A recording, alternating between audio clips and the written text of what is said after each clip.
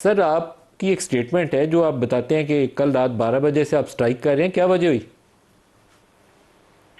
Sir हमारा कारोबार चल ही नहीं सकता। क्यों सर? सर हमें कुछ बचता ही नहीं है, हमारा प्रॉफिट ही नहीं है। हमारा कमीशन हम इनको के खुद जो है ना। कितना कमीशन मिलता है सर आपको?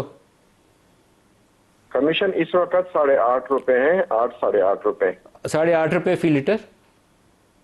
जी जी, फी लीटर। तो सर हमें तो लगता है कि आपसे गाड़ी में जब तेल भरवाते हैं ना तो उसके बाद हमारी जेब में कुछ नहीं बचता, आप कहते हैं आपको कुछ नहीं बचता है, तो ये क्या बनेगा? सर असल बात यह है कि हम आमने सामने बिठा के और आप भी दरमियान में बैठ जाएं, हम आपस में गुफ्तगू करें। देखो, किसी के ऊपर इल्जाम लगाना या बात करना, ये तो आमने सामने जब मैदान होता है ना फिर पता चलता है। मैदान में बंदा कूदता है तो फिर जो है ना पता चलता है कि मैदान कौन विन करता है। तो सर हम तो ये स्ट्राइक का मतलब ये होगा कि आप पेट्रोल पंप बंद करेंगे? बस सर, हम तो वैसे भी बंद हो जाएंगे। मतलब ये जो 4 महीने या 2 महीने के बाद बंद होने हैं, नुकसान करके, मतलब पीछे से भी हम नुकसान करके आ रहे हैं, तो बस हम कहते हैं कि मजीद नुकसान तो हम ना करें ना। मतलब तो ये कब से पेट्रोल पंप बंद कर रहे हैं आप? बस सर बंद हो गए हैं, गैर मुइना मुद्दत के लिए बंद हो गए हैं। अब क्या बंदा कर सकते हैं? गैर मुइना मुद्दत के लिए स्टार्टिंग फ्रॉम कब से बंद करना शुरू करेंगे?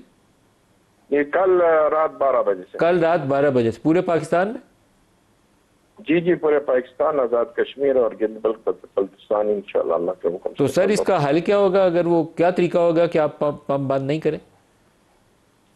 सर आप मुझे ये बताएं, आपको अपने कारोबार में आपकी इन्वेस्टमेंट है, आपको हक नहीं मिलता?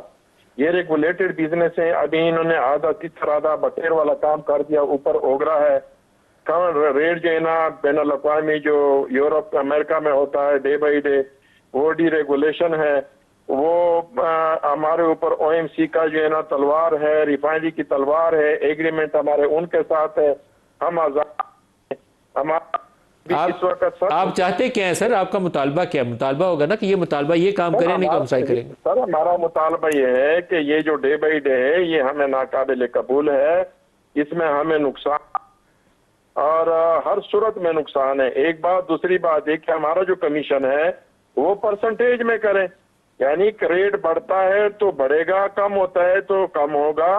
जो रनिंग कैपिटल है जितनी इन्वेस्टमेंट हो बढ़ेगी तो लाजमी बात है हमारा प्रॉफिट भी बढ़ना चाहिए।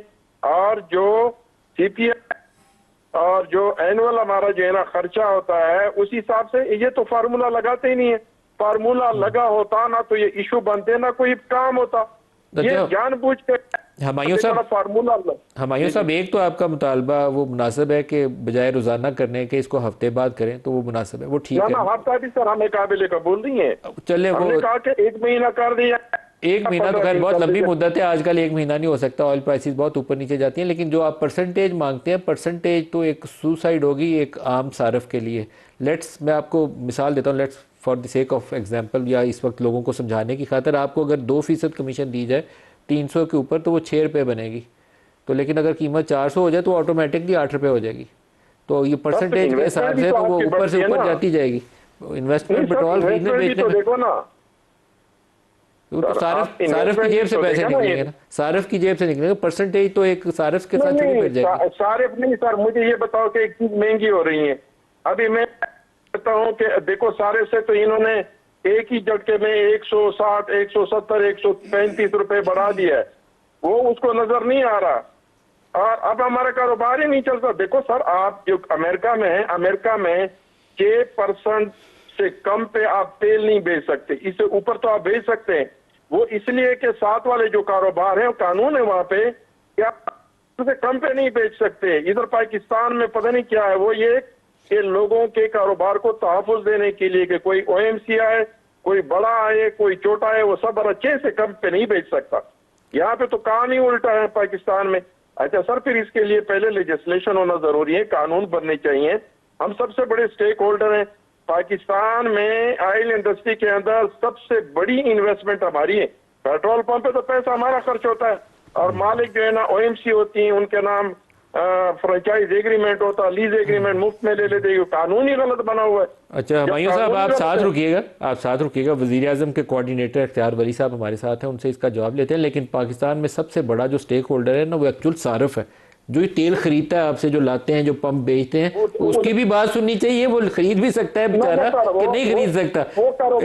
ना वो वैसे स्टेक होल्डर है, लेकिन वो कारोबार का स्टेक होल्डर नहीं है। वो बात आपकी सही है। वो खरीदता तो वही है ना जी, एंड यूजर वही है। इख्तियार वली साहब, या कल रात से 12 बजे ताला लगवाना है सर पंप पे, या कोई मामला तय करने हैं?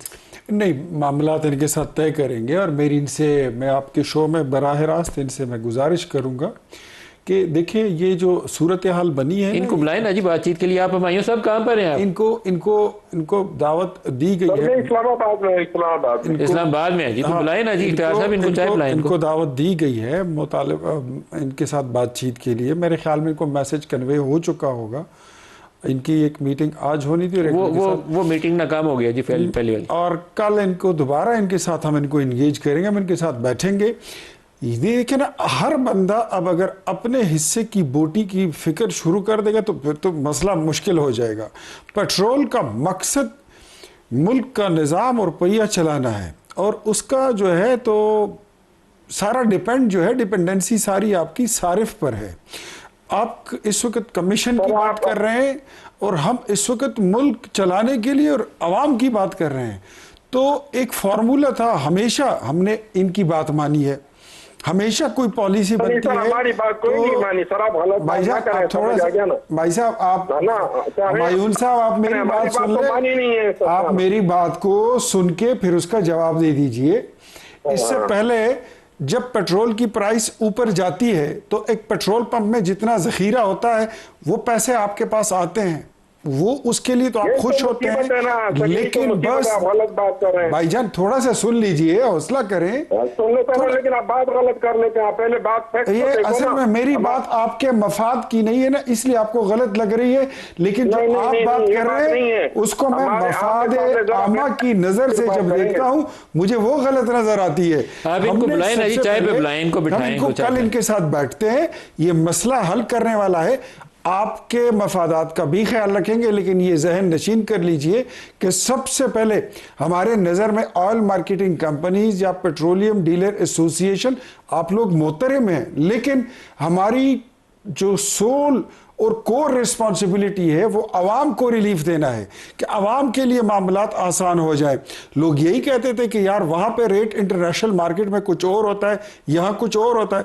अब हम ट्रांसपेरेंसी ले आए हैं, एक शफाफियत ले आए हैं, तो थोड़ा सा चीज़ों को आगे चलाएं, हालात अच्छे होंगे। उसी तरह करेंगे जैसे पहले किया था, जैसे आपने मशवरा दिया था, और उसी तरह हम चलाएंगे। लेकिन जब मुश्किल हालात आ जाते हैं तो लोग कुर्बानी भी देते हैं। मुझे इसका जवाब देने दें सब। देखो बात यह है कि आपको एक तो पूरी अगर इंफॉर्मेशन है तो फिर तो बात ठीक है। अली परवेज मलक साहब के साथ 2 महीने पहले जब जंग की सूरत हाल थी तो हम बैठे थे। उसने कहा था कि जैसे ही जंग की सूरत हाल नॉर्मल हो जाएगी हम दोबारा आपके साथ बैठेंगे। जंग के दरमियान में सूरत हाल चुकी है, हम इसको कहते रहे कि हमें टाइम दे दो, ये टाइम ही नहीं देता था। फिर सूरत हाल दोबारा फिर खराब हो गई, दरमियान में नॉर्मल हो गई। आप जो देखो, हम पब्लिक की बात बिल्कुल, आपका ये बात मैं मानता हूं कि सबसे पहले पब्लिक है, मैं ये खुद मानता हूं, मैं तस्लीम करता हूं। हाँ, मैं आपका शुक्रिया अदा करता हूं कि आप बुनियादी बात को समझ गए। लेकिन जो है ना, आप अब मेरी बात सुन ले। मैं सुन रहा हूं। आप हम बदनाम जो है ना पेट्रोल पंप है, सबसे पहले पाकिस्तान का कानून देखे, चाहे ओगरा का देखे, चाहे एक्सप्लोसिव का देख ले। हुमायूं भाई, मैंने आपकी तारीफ की है, मैंने आपकी तारीफ की है, मैंने शुक्रिया अदा किया।